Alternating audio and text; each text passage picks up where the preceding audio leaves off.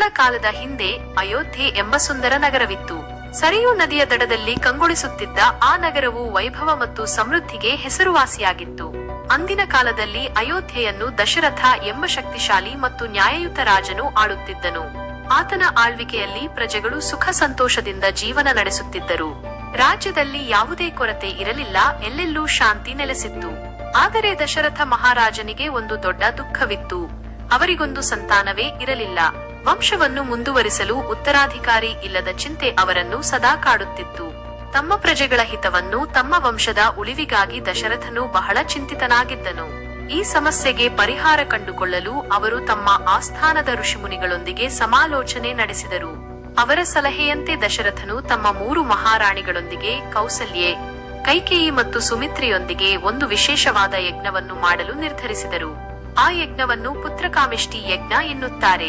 ಈ ಯಜ್ಞವನ್ನು ಸಂತಾನ ಪ್ರಾಪ್ತಿಗಾಗಿ ಅತ್ಯಂತ ಶ್ರೇಷ್ಠವೆಂದು ಪರಿಗಣಿಸಲಾಗುತ್ತದೆ. ದೀರ್ಘಕಾಲದವರೆಗೆ ಶ್ರದ್ಧಾಭಕ್ತಿಯಿಂದ ಈ ಯಜ್ಞವನ್ನು ನೆರವೇರಿಸಲಾಯಿತು.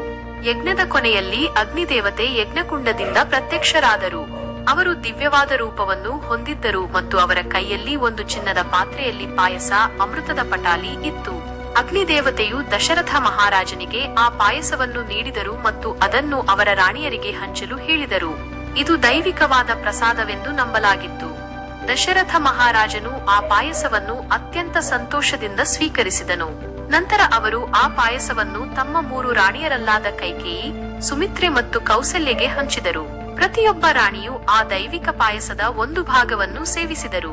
ಈ ಅಮೃತ ಪಾಯಸದ ಮಹಿಮೆಯಿಂದ ಕಾಲಾನಂತರದಲ್ಲಿ ಅವರಿಗೆ ಗರ್ಭಧಾರಣೆಯಾಯಿತು.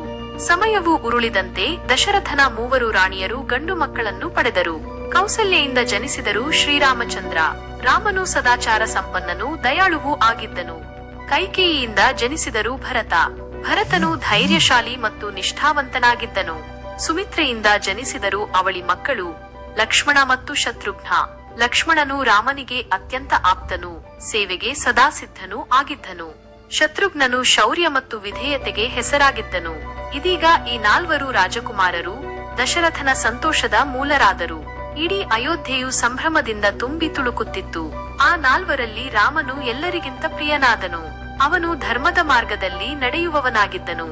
ಬಾಲ್ಯದಿಂದಲೂ ಸತ್ಯ ಮತ್ತು ನ್ಯಾಯದ ಕಡೆಗೆ ಅವನ ಒಲವು ಎದ್ದು ಕಾಣುತ್ತಿತ್ತು.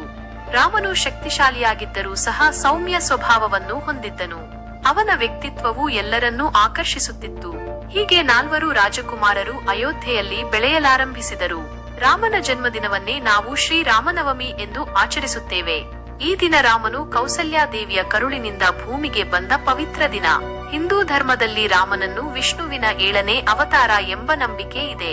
ದುಷ್ಟರನ್ನು ಸಂಹರಿಸಿ ಧರ್ಮವನ್ನು ಸ್ಥಾಪಿಸಲು ಭಗವಾನ್ ವಿಷ್ಣುವು ರಾಮನ ರೂಪದಲ್ಲಿ ಭೂಮಿಗೆ ಅವತರಿಸಿದನೆಂದು ಭಕ್ತರು ನಂಬುತ್ತಾರೆ. ಈ ಹಬ್ಬದಂದು ಭಕ್ತರು ರಾಮನ ದೇವಾಲಯಗಳಿಗೆ ಭೇಟಿ ನೀಡುತ್ತಾರೆ ಮತ್ತು ವಿಶೇಷ ಪೂಜೆಗಳನ್ನು ಸಲ್ಲಿಸುತ್ತಾರೆ. ರಾಮನ ಪ್ರತಿಮೆಗೆ ಪುಷ್ಪಗಳನ್ನು ಅರ್ಪಿಸುತ್ತಾರೆ, ತುಳಸಿ ದಳಗಳನ್ನು ಇಡುತ್ತಾರೆ. ಪಾನಕ ಮತ್ತು ಕೋಸಂಬರಿಯನ್ನು ದೇವರಿಗೆ ನೈವೇದ್ಯವಾಗಿ ಅರ್ಪಿಸಲಾಗುತ್ತದೆ. ಕೆಲವರು ಉಪವಾಸವನ್ನು ಆಚರಿಸುತ್ತಾರೆ ಮತ್ತು ರಾಮಾಯಣದ ಪಠಣ ಮಾಡುತ್ತಾರೆ. ರಾಮನ ಕೀರ್ತನೆಗಳನ್ನು ಹಾಡಲಾಗುತ್ತದೆ ಮತ್ತು ಭಕ್ತರು ಭಕ್ತಿಭಾವದಿಂದ ಈ ದಿನವನ್ನು ಆಚರಿಸುತ್ತಾರೆ. ಬೀಳದ ಬೇಳದ ಹೂವುಗಳನ್ನು ಸಹ ಪೂಜೆಯಲ್ಲಿ ಬಳಸಲಾಗುತ್ತದೆ. ರಾಮನು ತನ್ನ ಜೀವನದುದ್ದಕ್ಕೂ ಯಾವಾಗಲೂ ಸತ್ಯದ ಮತ್ತು ಧರ್ಮದ ಹಾದಿಯಲ್ಲಿ ನಡೆದನು. ಅವನು ತನ್ನ ತಂದೆಯ ಮಾತಿಗೆ ಗೌರವ ನೀಡಿದನು ಮತ್ತು ತನ್ನ ಕರ್ತವ್ಯವನ್ನು ನಿಷ್ಠೆಯಿಂದ ನಿರ್ವಹಿಸಿದನು. ರಾಮನ ಜೀವನವು ನಮಗೆಲ್ಲರಿಗೂ ಒಂದು ಆದರ್ಶವಾಗಿದೆ. ನಮ್ಮ ಜೀವನಕ್ಕೂ ಅದೇ ಪಾಠ. ನಾವು ಸಹ ಸತ್ಯವನ್ನು ಪಾಲಿಸಬೇಕು, ಧರ್ಮದ ಮಾರ್ಗದಲ್ಲಿ ನಡೆಯಬೇಕು ಮತ್ತು ನಮ್ಮ ಕರ್ತವ್ಯಗಳನ್ನು ಪ್ರಾಮಾಣಿಕವಾಗಿ ನಿರ್ವಹಿಸಬೇಕು. ಕಥೆಯ ಸಂದೇಶ: ರಾಮನಂತಹ ಸತ್ಯನಿಷ್ಠ, ಧರ್ಮಪ್ರಿಯ, ಸಹನಶೀಲ ವ್ಯಕ್ತಿತ್ವ ನಮ್ಮಲ್ಲಿಯೂ ಬೆಳೆಯಬೇಕು.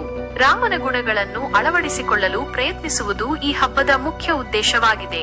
ರಾಮನವಮಿ ಅಂದರೆ ಕೇವಲ ಒಂದು ಹಬ್ಬವಲ್ಲ, ಅದು ನಮಗೆ ನೆನಪಿಸುವ ಒಂದು ದೈವತ್ವದ ಬದುಕು. ರಾಮನು ಮನುಷ್ಯನಾಗಿ ಹುಟ್ಟಿದರೂ ತನ್ನ ಸದ್ಗುಣಗಳಿಂದ ದೇವತ್ವವನ್ನು ಪಡೆದನು. ಅದೇ ರೀತಿ ನಾವು ಸಹ ನಮ್ಮ ಜೀವನದಲ್ಲಿ ಒಳ್ಳೆಯ ಕಾರ್ಯಗಳನ್ನು ಮಾಡುವ ಮೂಲಕ ಶ್ರೇಷ್ಠತೆಯನ್ನು ಸಾಧಿಸಬಹುದು. ನನ್ನ ಎಲ್ಲ ಸ್ನೇಹಿತರಿಗೂ ಮತ್ತು ಆತ್ಮೀಯರಿಗೂ ಶ್ರೀರಾಮನವಮಿ ಹಬ್ಬದ ಶುಭಾಶಯಗಳು. ಈ ಹಬ್ಬವು ನಿಮ್ಮೆಲ್ಲರ ಜೀವನದಲ್ಲಿ ಸುಖ, ಶಾಂತಿ ಮತ್ತು ಸಮೃದ್ಧಿಯನ್ನು ತರಲಿ ಎಂದು ಹಾರೈಸುತ್ತೇನೆ. ಜೈ ಶ್ರೀರಾಮ್.